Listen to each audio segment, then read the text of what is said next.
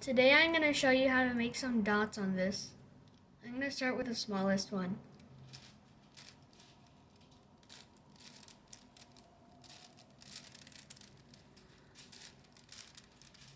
Okay, the smallest one.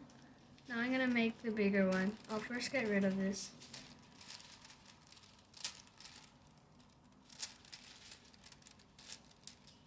This is the next one.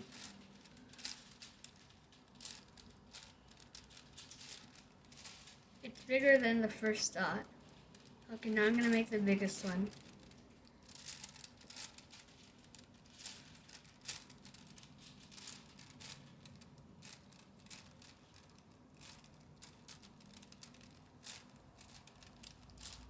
You can see it takes up a lot of space.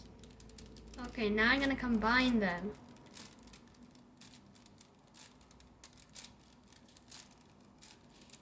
The first dot.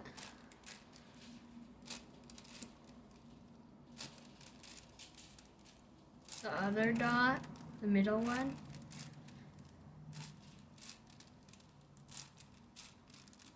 And the biggest one.